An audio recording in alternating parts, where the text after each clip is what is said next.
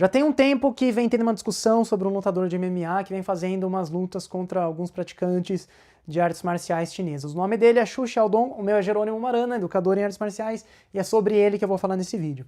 Mas antes eu quero lembrar você que o filme nunca é melhor do que o livro, então você vai encontrar mais detalhes sobre esse assunto por escrito no artigo no meu blog, o link está aqui embaixo na descrição do vídeo. Bom, então vamos lá. Essa discussão é uma discussão que parece que nunca acaba. Começou por causa de uma luta contra um suposto mestre de Tai Chi, aí deu uma amenizada nas coisas, a discussão sumiu um pouco, aí depois veio uma luta contra um praticante de Wing Chun e a discussão voltou. E o foco dessas discussões, eu acredito que está no lugar errado. Por quê? As pessoas estão discutindo se isso é bom ou se é ruim para as artes marciais chinesas, se as artes marciais chinesas funcionam, elas servem mesmo para combate ou não, se esse cara está querendo se promover ou promover o MMA, falar que o MMA é melhor que as artes marciais tradicionais, enfim. Esse, em geral, é o foco da discussão e eu acho que o foco está no lugar errado porque as pessoas precisam entender o que o próprio Xu Xiaodong fala e discutir esse assunto a partir daí. Então, nesse vídeo, o que eu vou fazer é apresentar as palavras do próprio Xu Xiaodong. Como? Ele deu uma entrevista depois da luta contra o mestre de Tai Chi, e eu vou falar nesse vídeo o que ele fala na entrevista, vou dar uma resumida aqui. Então por isso eu vou tentar, o máximo possível, não dar a minha opinião. Eu vou tentar só falar aquilo que ele fala. E claro, se você acessar o meu artigo no blog, você pode assistir essa entrevista completa, traduzida para o inglês. Bom, então vamos lá. Apesar de a entrevista começar falando da luta contra o mestre de Tai Chi, essa luta faz parte de um tema muito maior que vocês já vão entender. Então, como que se deu essa luta? Qual que é o contexto? Nas palavras do próprio Xu Xiaodong. A partir de agora, tudo que eu falar é o que ele mesmo falou. Tá? Bom, então, quem é o Xu Xiaodong para começo de conversa? Né? Ele é um ex-atleta de MMA, pelo que eu entendi, ele é promotor de eventos de luta também, ele promove seus próprios eventos e tem um programa online, tipo um programa de TV, só que online. E aí, o que aconteceu foi que ele discutiu um pouco com esse mestre de Tai Chi chamado Wei Lei, eu já vi como Lei Lei também o nome dele, não sei qual que é o certo, mas esse mestre de Tai Chi falou que ele tem uma técnica, falou que tinha uma técnica invencível que ninguém no mundo podia vencer. E aí o Xu Xiaodong começou a discutir com ele a respeito disso. E o Wei Lei disse que ia então gravar um vídeo para mostrar essa técnica e postar no dia seguinte. Então ele gravou, fez essa técnica no aluno dele. E aí o Xu Xiaodong, ele viu aquilo e falou, isso aí ele está fazendo no próprio aluno. Então é muito fácil, isso é muito comum, o mestre sempre faz o seu próprio aluno e o aluno sempre dá certo. Então ele quis experimentar por conta própria. E aí, para o mestre de Tai Chi, estava tudo bem. Então ele ligou para esse mestre, entrou em contato com ele e convidou ele para participar, convidou o Wei Lei a participar do programa dele. Só que aí aconteceu que um outro praticante de Tai Chi quis participar do programa do Xu Xiaodong e entrou em contato com ele. Só que ele precisava fazer isso meio que às pressas, porque ele ia viajar para outro país, por algum motivo, não sei qual que é. Então, aí o Xu Xiaodong falou com ele que tudo bem e tal, e depois ele entrou em contato com o Wei Lei para dizer, olha, apareceu uma outra pessoa aqui que precisa fazer o programa rápido, porque ele vai para fora, tudo bem? Me desculpa pelo transtorno, tá aqui o meu telefone pessoal, você pode me ligar a qualquer hora. Então, a partir daí, eles conversaram algumas vezes, pelo que eu entendi, e aí o Wei Lei pegou as conversas particulares e publicou na internet. Então aí o Xu Xiaodong ficou incomodado com isso. E aí o entrevistador pergunta para o Xu Xiaodong se ele já conhecia o Wei Lei antes, e aí ele disse que sim, que ele já estava relativamente famoso, as pessoas estavam falando que ele era um grande mestre por causa de um programa da CCTV 4. A CCTV é um canal da da China, um canal de TV da China, e nesse programa que chamava alguma coisa como Procurando pelo Verdadeiro Kung Fu, o Wei participou desse programa, fez uma apresentação, ele apresentou várias coisas que o Xu Xiaodong ficou impressionado. Uma delas foi uma palmada numa melancia, e aí quando o repórter abriu a melancia do lado oposto da palmada, lá embaixo, né? Imagina a melancia aqui, ele bateu aqui em cima, lá embaixo a melancia estava toda apodrecida, né? E o outro número fazia referência a um movimento do Tai Chi que se chama agarrar a cauda do pássaro.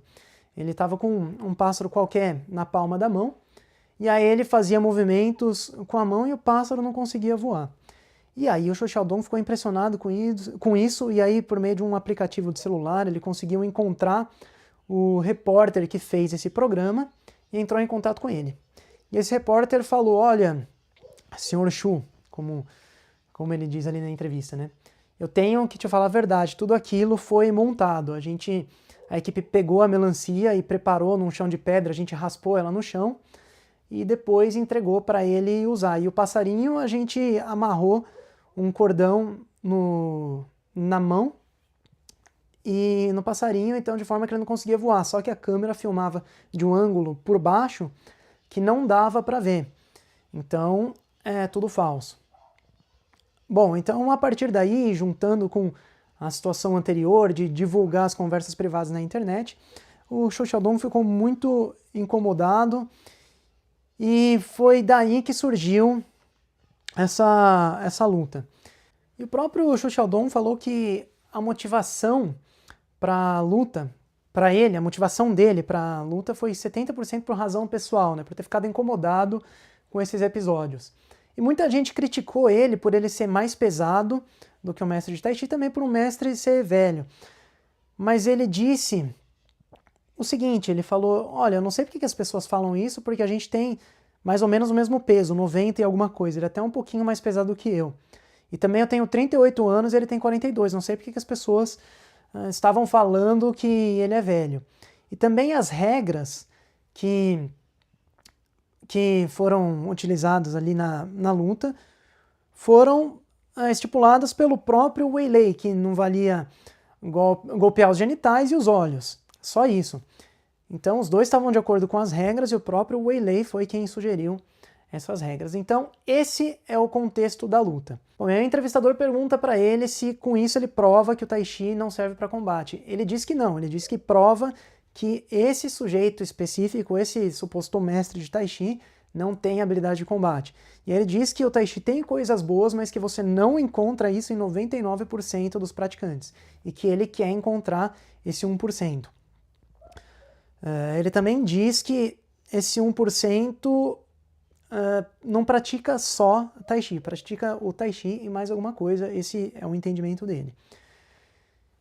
E aí ele diz que também que isso não prova nada, que as artes marciais chinesas não servem para combate, porque ele encontrou praticantes de I Chuan, de Wing Chun, de Pa Chi Chuan, de Tong Pei Chuan, e que aqueles lutadores, aquelas artes marciais, têm coisas boas para combate, embora ele acredite que o método de treino dessas artes marciais esteja ultrapassado.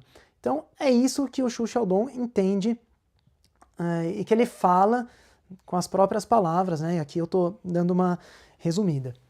Só que ele diz que o problema dos praticantes de artes marciais é que eles são muito bitolados. Na verdade, a expressão que ele usa é lavagem cerebral, né? Que eles sofrem lavagem cerebral e que o povo chinês em geral vem sofrendo lavagem cerebral desde a Guerra do Ópio. Então, a partir desse momento, a entrevista caminha para um lado muito interessante em que ele fala um pouco sobre o mundo da luta na China, como existem fraudes. Ele fala que no mundo todo os resultados da luta, 90% são reais, 10% não, 10% é fraude. Ele fala que na China 30% é fraude. Então ele fala de dois eventos famosos, o Kunlun e o outro é o Wulinfan, que tem uma sigla, né, que é o WLF.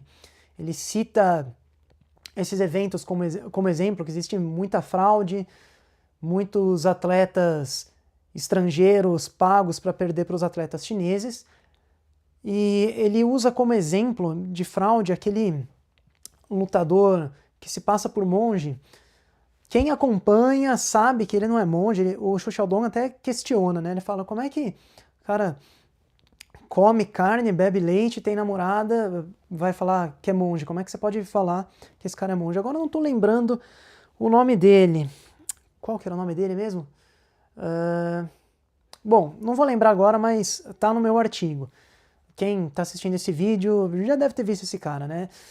O Xu Xiaodong diz que, na verdade, ele é um lutador de sandá de Hebei, né? Hebei, fala, acho. Escreve Hebei, né?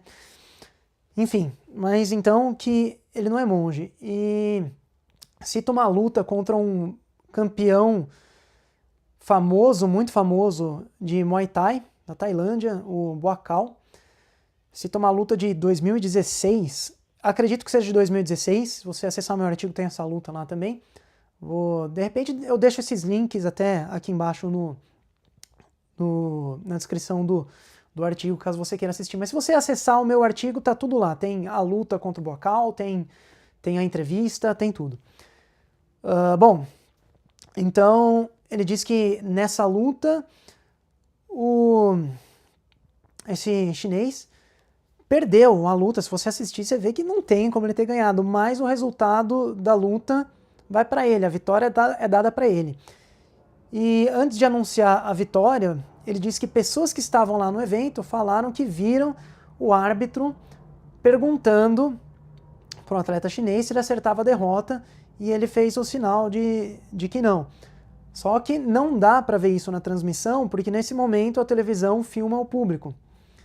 Mas que muitas pessoas falaram para ele que isso aconteceu.